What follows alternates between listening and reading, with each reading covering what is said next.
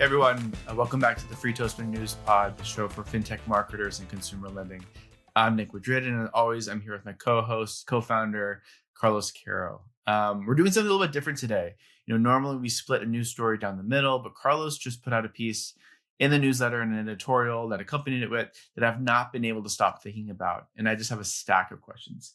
So today, I'm going to play interviewer. Carlos is going to do the talking, and then here's the setup for everyone listening. The argument in the piece is that the entire job of marketing alone is about to change, not because of a new channel, nor because of a new tactic, but because the buyer changes. The claim is that consumers are going to start handling over actual decisions to AI. They'll feed an assistant their transaction data, their goals, their constraints, and then trust the machine to pick out the product. Carlos, that's the thesis. But before we get into what it means for the people listening, can you say it in your own words? Like, what is actually changing here? Yeah, no, Nick, I think you teed it up great. I started thinking about this, and we started discussing this a few weeks back. If folks caught the episode where we shared the news that Plaid and ChatGPT were working together, and that was a major aha moment when I saw that article. I was like, I see what's going on here. The LLMs are realizing that if they have all this depth of financial context, i.e., the Plaid connection. I know what's going on in your checking account, your brokerage account, your credit cards. Now I have all the context and information to make killer personal finance decisions. Ever since I saw that, I'm starting to question things I used to do in spreadsheets, things I used to do by, um, on napkins. Like, this should all be delegated to LLMs. I'm sure consumers are going to figure this out, but let me give you a little bit more. So back to the thing you framed up, the marketers, I think, that listen to our show, that the work I've done in the past, it was always around convincing a human that showed up on our landing page to take some kind of action. And I remember obsessing over things like, did we write this claim the right way? Is it about saving money? Is it about the monthly payment? Like, there was all these things and all these debates we would have internally. This stuff's just going to get super, super rational with the LLMs. The consumer's going to show up and say, hey, LLM, invoke my Plaid data. Boom. That's going to happen in like the snap of a finger. Then the consumer's going to say, look, I just lost my job and my monthly payment on my debt needs to be $800, not $1,000. And I need that to be true for the next 12 months. Make it happen. And then it's going to go run off and do math and like put all this stuff together. It will recommend products, and it's going to be making all the right, like, rational decisions. So I do think the buyer in a lot of ways flips from the human to the bot. And I do think financial services is unique in this regard, because a lot of the things I imagine people want to do in financial services are ultimately like math problems. It's like, how do I get the best price of debt? How do I earn the most on rewards? They're typically not emotional decisions, although I'm gonna adjust that answer in a bit. But I think overall I'm leaning more rational is where the world is moving. So these humans are going to get nudged by a trust badge or a clever headline. I think you're going to really have to earn the transaction. But I think the key insight for a CMO right now is like the buyer's changing. And I think, and we're going to have a couple years to internalize that, I think. It's so true. And like, I was just talking to a good friend of mine, ex-CTO, who's explored the space a bit. And we were talking about a different startup about agents buying things and buying like shoes or something fun. He's like, no one's going to do that because people actually love buying things. But the biggest caveat is no one ever says, man, I'm really glad I just bought this loan. Like, that's just, there's no excitement in that. So I'm bullish on the agent buying things like loans, very practical, very data driven, and leave the shoe buying to actual human. Okay. Here's my first question. And I think a lot of marketers are having the same thing. Does this blow up the funnel? Do awareness, consideration, application, approval, funding still mean anything if a bot is doing the shopping? Yeah, no, I think the funnel remains. So, I mean, the typical funnel marketers think about, you have your your awareness, your consideration, and then your transaction stages.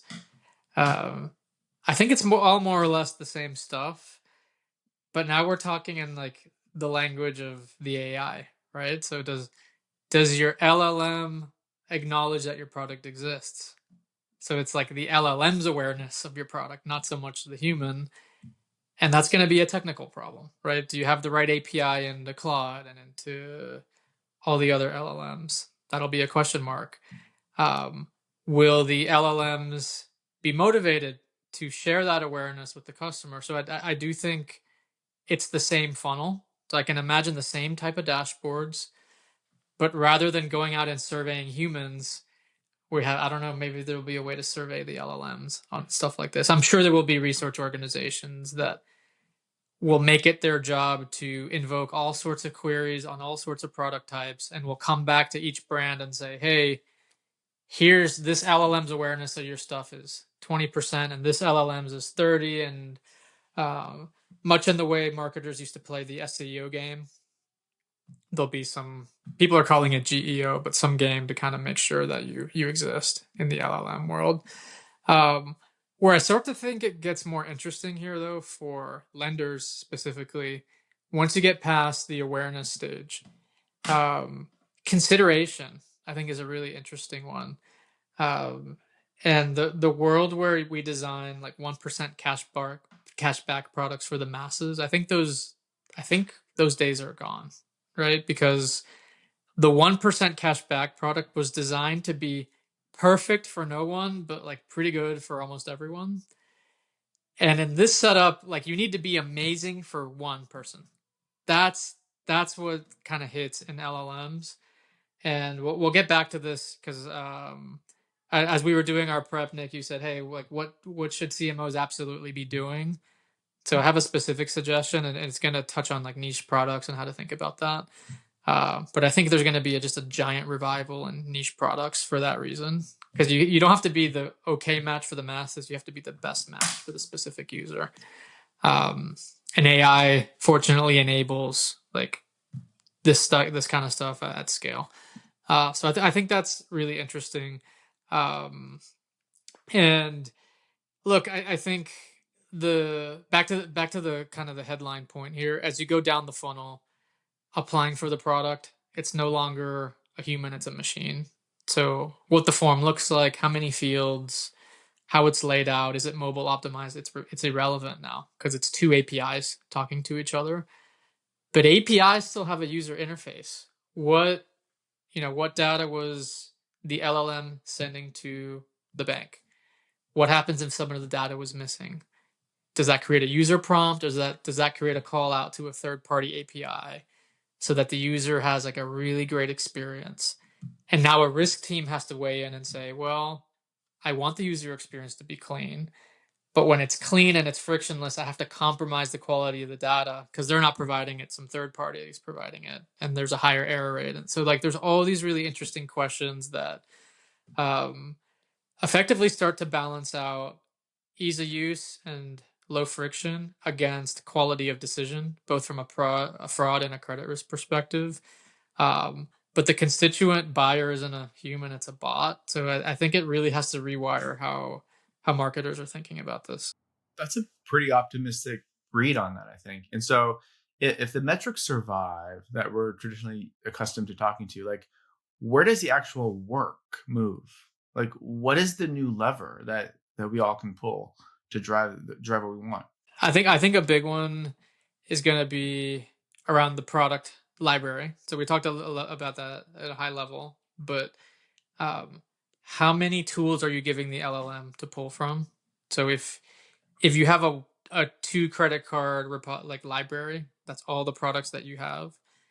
I think you'll inherently be at a disadvantage to the AI first lender that decided from day one they're going to offer 3,000 products, because there's little nuances and little variations that appeal to specific small segments. So I think just product library now is a big advantage. Um, in the old world, a big product library I think was a monster disadvantage because you'd have all the ops baggage behind that, and it would be hard to communicate to the users who should pick what. Like the LLMs are going to do a killer job matching user needs to products. So you don't have to worry about that anymore as a marketer. You can just put out great stuff for niche segments and like let the bots do their job. So I think that is one lever, Nick, that we probably haven't we didn't talk about enough in the piece we published this week. But I'd like to go there and maybe expand on that in coming weeks. Um, the one we did talk about in the article, which I do think is worth mentioning, is the whole balance between information depth and certainty and ease of use. Again, like let's create the analogy to an application, right? So in the old world, in today's world, I have to wrestle with the question of how much information do I ask from the customer? Do I ask for a W-2? Do I ask for a tax form? Do I ask for I've seen lenders go as far. I actually saw a card application this week that required the customer to enter their phone number. They received a one-time password and they authenticate for like fraud and identity reasons. So like, there's always these trade-offs these lenders face, and the general rule is the more you ask, the better your fraud and risk decisions. I think that seems somewhat obvious. The hard part is what's the right balance between asking for information and having high quality decisions. And in the LLM context, what it's going to look like is like, are you good with the information Plaid just kicked over through, or GPT clicked over through Plaid? Or are you going to interrupt the session and tell the user, hey, look, I really want to get you this product, but you need to go find this PDF and upload it, and you need this user password for this other. Like, do you really want to do that? Because your conversion rate might have been 100% had you just let the ball roll down the hill. But as soon as you intervene, now like you're creating friction. The risk teams are always going to tell you to get more data because they're going to do their jobs better. But the marketers are going to, I think that it's the marketers that are going to struggle with like the balance. So I think this is going to be a pivotal conversation in almost every lending business. Cool. Let's take a pause. Quick thanks to our this week's sponsor, Fintel Connect. And here's the stat that fits this episode a little too well.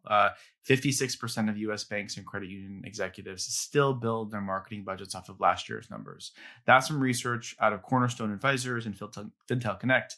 And look, it feels practical, but it's exactly how growth teams end up overfunding the channels that already peaked, underfunding the ones that are actually working, and walking into budget season with no real cost per outcome model. Fintel Connect's latest mini guide, Why Financial Market Budgets Still Start with the Last Year's Numbers, walks through how to shift from legacy budget planning to an outcome-based model built around measurable acquisition impact. Funded accounts, loans, deposits, long-term customer value. If you want to tie every marketing dollar back to the acquisition impact, grab the guide. The link is in the show notes. It's linked to our news edition this week. Okay, Carlos, let's get back to it. So if the machine ignores the emotional stuff, the badges, the copy, does that mean that brand marketing is dead? Because that's the scary conclusion for maybe some of the people listening. Yeah. No, I was, as I kicked off my piece and as we've been talking through this, I know I've leaned in a lot on everything. The bots are going to be really, really rational. And I actually think that's the reality. If without a human intervention, so like if I showed up to Claude and I said, here's my spend data, Claude, find me the credit card that maximizes my rewards points. If that was my prompt, I'm quite certain Claude or whatever LLM is going to be the winner for personal finance decisions is going to be relatively ruthless as it pertains to like the brand. They're not going to care about that. Like they're going to solve my question, which is the user wants to maximize rewards points. Like what's the credit card? It's not going to care about the brand. So in that world where people are generating what I'm going to say unbranded prompts, the brand is off to the side. It's all about the nuts and bolts of the product and the offer. And I think that's where the niche offering of like the 30,000 products could really be really strong.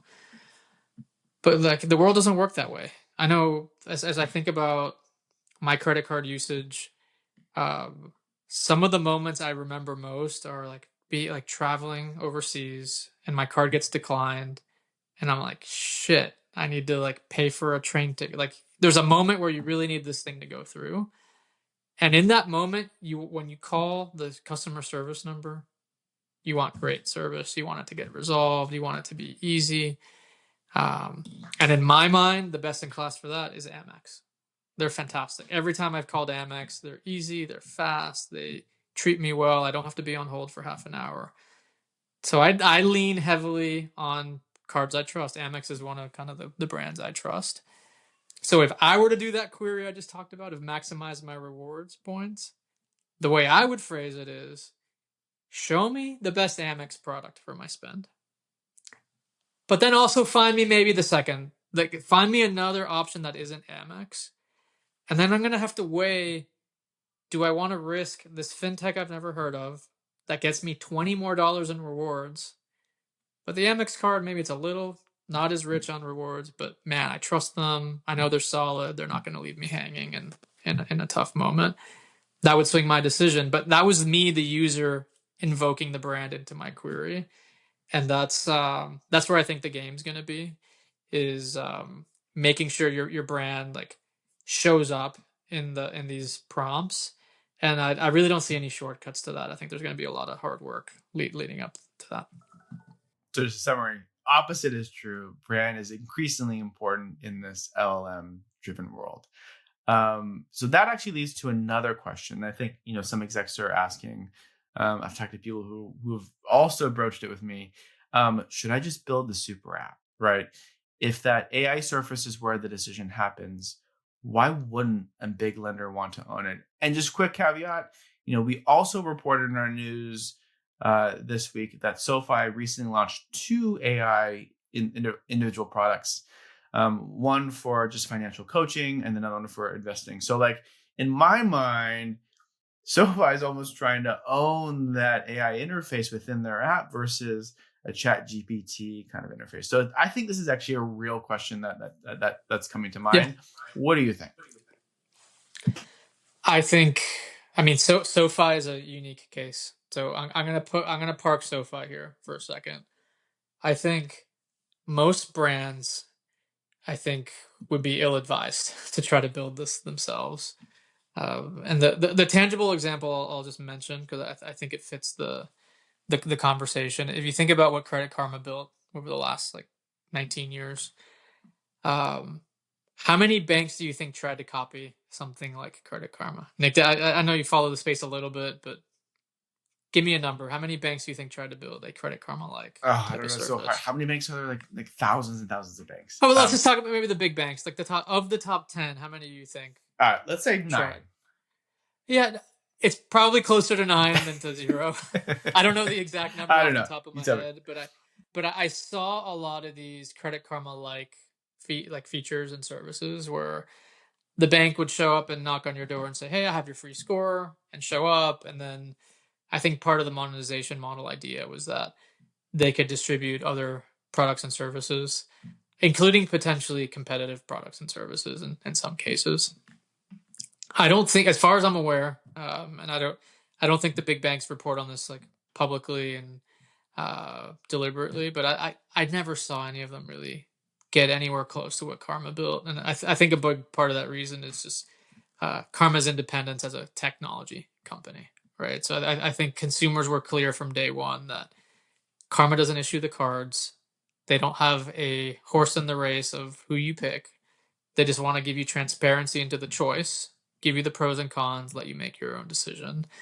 I think that's a big deal here when we talk about LLMs, because in my mind, people go to LLMs for this ruthless objectivity. And if I feel like the bot is built by a big name brand who offers said product, I'm inherently just gonna distrust it. So I don't think, whether it's SoFi or whether it's pick your favorite, household name bank, I doubt they're going to be the winner in this category. The winner in the category may say something like backed by or in partnership with, and they might name 20 big brands that people trust, because the consumer needs to trust the entity with their financial. So I could see that maybe going down. But as far as the entity that runs it end to end, the consumer facing brand, I think it's going to be probably someone we've actually never heard of today. If I had to venture a guess, because every new wave of technology comes with disruptions. The incumbents rarely are able to disrupt themselves and follow the next wave. So if I were to bet what's going to happen here, it'll be some brand we've never heard of from some company we've never heard of that's going to end up dominating this in like 10 years. But it's going to be bumpy waters until we get there. Cool. Let me be skeptic for a second, because I think the whole picture of this rests on a big assumption that consumers will actually hand an AI the keys to their bank and credit bureau, right? It's a lot of trust. Why are you so confident that they're going to do that? Yeah. Yeah. Well, to be very clear, I'm not confident they'll give it to ChatGPT or Claude. I'll just put that out there. I personally have a lot of anxiety with that because if when I query Claude about, I'll give you a tactical example, Nick, just to illustrate it. A trip I'm going to do in the summer that has nothing to do with NMG. It has nothing to do with Free Toaster. It's just purely a fun trip in the summer with my kids. It starts mentioning, well, you might want to consider doing this because NMG does that, and you may want to consider this because it starts invoking context that it knows about me in situations where I actually don't think it's relevant.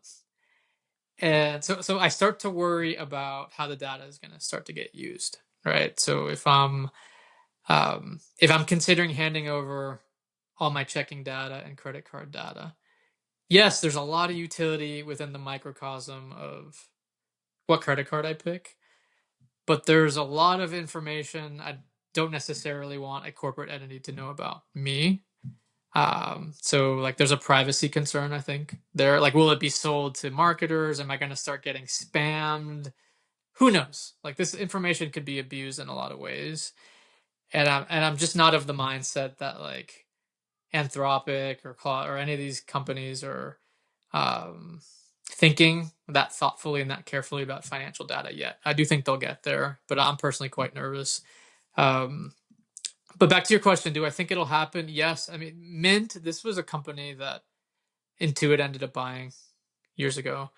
I was doing some internet research. Apparently, they hit 20 million registered users.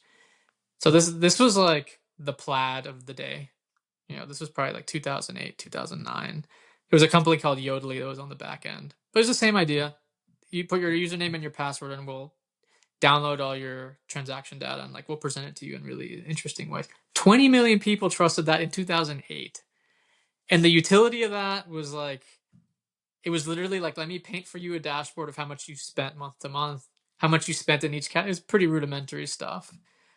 Compared to what the LLMs can do today, it's like nothing. So if 20 million people would trust it in that context, I think 2 billion people would trust an LLM, and like just given the use cases today. No, so I have no doubt people will get there. It's the question to me is like, what entity will earn that right? And will that take 5 years to come around? Will it take 10? That's harder to say, but I'm more on the time. I think we're going to find a super app like this probably in the next 2 years that gets north of 5 million users. That's my gut. And there's a lot of wrappers on top of these foundational LLMs too. So there's probably some consumer facing startups that are going to own that relationship and invoke that trust while using the underlying LLMs underneath. And so there'll be exposure even beyond the direct exposure to like a Claude or ChatGPT. Okay, so if you're a marketing leader listening to this, and if you believe even half of what we're talking about, like what is the one move that you should think about making this quarter? I'm gonna go with three here. I think in a written piece, maybe I focused on one. As we've talked this through, and as I've thought about it more, I think there's three key ones. One I'll reiterate is like the product library. I think has to be a much bigger part of the CMO's job. So most CMOs at banks are used to working with, call it 2 to 5 products, like really hero products that do most of the revenue. I think we need to start talking in like the hundreds, if not thousands, if not tens of thousands of products, just because you want to be unequivocally the best for that specific case. Even if you're not, the LLM may overlook you. So that's number one. Number two is investing in brands. I just see so many brands that are addicted to the channel arbitrages. So buying a click from Google at $1 that they think is worth $2, buying a click from Meta that they think is for $1. They like all this kind of performance marketing is what people normally call it. But this is the math of marketing, and I think because consumer lenders are so analytical, they love this arbitrage stuff. They love geeking out on the ROI of this channel and this keyword and stuff like that, and that's great and that's important. But I actually think in a lot of ways LLMs are kind of killing all this stuff. Like if they do their jobs well, consumers are going to realize, wow, Google and Meta and all this stuff I've been paying attention to was like funded by media dollar. Not to say the new world is not going to be funded by media dollar. That may never change. But I do think we get more rational. I do think we get more meticulous in the LLM context. So I think we're going to have to earn more of our business, and then just brand is going to be more important there. So that I think the two takeaways on the brand side. One is you may need to invest in marketing teams that can think beyond math. Like how do you build a brand? How do you tell a story? How do you narrate? How do you shoot compelling video? How do you write compelling copy in all these social platforms? That's going to get way more important, because if your brand can land in the prompt, you have an inherent advantage over everybody else. If your brand doesn't land in the prompt, I think you're going to be just commoditized, right? So your margins are going to go down. All sorts of bad things happen there. So those would be the two things. Invest in the brand marketing side, which many lenders just don't spend any dollars at all today. So that would be a concern for me as a CMO, and then the team composition. Let's go back real quick to the number of products, because I just brought it up. On October 17th, 2024, you wrote an editorial, The Case for Building Hyper Niche Lending Products. Let's just commit to, I'll put this in the show notes this week. Maybe we revisit this in the next week or two, because it's so relevant and I think it's so interesting. Yeah, no, it really is. If we're pushing teams to have more product lines, like that sounds crazy. So let's try to maybe demystify that. So yeah, no, it is crazy. I don't remember the specific number offhand, but I remember for that piece, I looked into how many cards were listed on Credit Karma at the time, like in total across all the brands. And I think it was like 300 something cards. Total across the whole ecosystem, 300 cards. And I think I just said maybe a lender should have hundreds, if not thousands, of cards within their brand, right? So yeah, I do think it's time to revise that piece. I think it's pretty obvious the case just got stronger for niche products. What's interesting though is I don't see that yet happening. As I talk to fintechs and as I talk to new entrants in the space, I definitely see innovation on like product constructs and things like that. But I've yet to see the company that showed up and said, "Look, our thesis is around an audience, and if we have to design 300 products or 1,000 products to serve that audience well, we're going to do it." I don't see anybody leaning in there strategically yet. And there's probably some really good operational reasons for that, but on the strategy side, this still seems pretty wide open. So I think it'll be interesting to follow. Your long-term memory is not that bad. 331. Okay, there we go. The exact number. so pretty good. And that number's probably gone up. Maybe it's at 400 now, but I think we're still talking, modest numbers in comparison to what's possible. Let's commit to revisiting that piece and that number. Okay, so last big one. Do I need to go kill my legacy channels tomorrow? The mail, the paid search, all of it? Or not? Is there some nuance there? What do I do? Yeah, no, I think I've been working with lenders last 3 years very closely. I've been looking at their marketing mixes. Very little has changed at the top line. So if your head has been buried in the sand for the last 3 years and you didn't know Claude and ChatGPT existed and you were just running your business like it was 2018, you would be fine so far through like June 2026. I think that story is going to start changing faster, and it's going to accelerate over the next several years. Again, for the primary reason that there's just so much utility in this use case. when I start seeing ChatGPT and Plaid doing strategic partnerships, I know exactly what they're thinking and I see the value for the consumer. It's very obvious to me. Um, what I don't know is like, will that take shape over 5 years, 10 years, 2 years? It's hard to say, but so the good news, I think lenders have some time to adjust here. But like we're seeing the channel that's been impacted the most so far has been search. So when I and we've covered NerdWallet, so I think Nick, this probably resonates with you. But like their card business is down 50% from the peak because they were so SEO driven. And when every company that used to be connected to SEO tries to get into paid search, guess what happens to paid search? It gets way competitive. The CPCs rise, the ROIs drop. So that channel's tough today. That's definitely been like the one I think has been most negatively impacted. But then we're going to start to see the dominoes fall. Like at some point, this may impact social. This may impact affiliates. This may, I mean, affiliates in particular, I think are at risk here because you compare the use case of going to a list page like NerdWallet where you have 20 products listed and you have to compare them all to a one-line prompt that makes the decision for you in 10 seconds. It's pretty obvious where the consumer value is in that context. So like, will NerdWallet pivot to be an LLM-based engine? Maybe it's possible. Or will someone else come in there AI native and do it better? Like those are the kinds of things that are going to shake out over the next couple of years. So it'll be fun to watch. But yeah, I wouldn't be in a panic over any of this quite yet.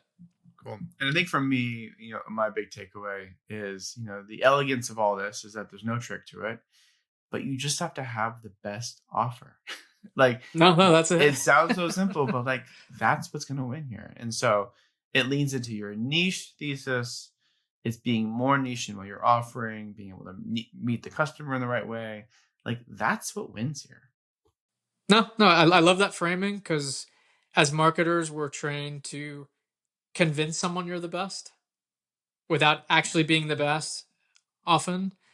And in this new paradigm, I think we're imagining here, probably in more cases than not, you actually have to be the best to win the business. So, no, but I mean, good news here for consumers. I think things get really good or better for consumers as far as choice and the effort it takes to find the right products. For lenders, I think it's going to get more cutthroat. So we'll see if that means consolidation or what that does to the industry. But next 10 years are going to be fun. Cool. Well, you and I have young kids at home, so that's what's keeping us up at night. But if what we've talked about is keeping you all up at night, it's exactly why we're building the room around our September 23rd summit. It's the Affiliate Marketing Summit for Lenders, sponsored by Experian and Engine by Gen. You know what happens to search, who's native to what comes next, and what does it mean to the buyer when the buyer is a machine. It's a small, curated room. Early bird pricing ends in late July. Seats are generally limited. It goes through us as an approval process. There's a registration link in the show notes and in the newsletter. Would love to have you join us. Yeah, Nick, one more thing I'll mention about the event. I mentioned to you earlier this week, but we've put together a day 2 where all we're doing is we're going out to Sonoma. We're bringing 50 people out there.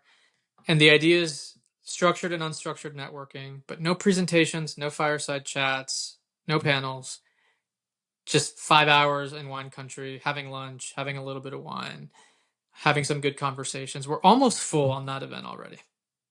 I think we have a handful of seats. So if that particular part of the event is compelling, I would sign up now because I think within the next week or two, we're probably going to pull down registration for day 2 until we let things really shake out. Maybe we can get a few more seats from the Vineyard, Nick. I don't know, but I'm personally really excited about day 2, and if others in our audience are as well, I don't want them to miss out. Totally. It's one of my favorite vineyards. It's not pretentious. It's beautiful, amazing wine. We have barrel room walkthroughs. We have vineyard walkthroughs. So it's like a little active as well. Good food. There's also Wi-Fi on the bus. It makes sense. I'm excited for it. Okay. So if this useful was episode, please forward it to one colleague, one friend. That's how the toaster grows. Carlos, you were in the hot seat today. I'm going to let you off. Thank you so much. Yeah, it was great. We'll see you next week. All right, chill it. Bye.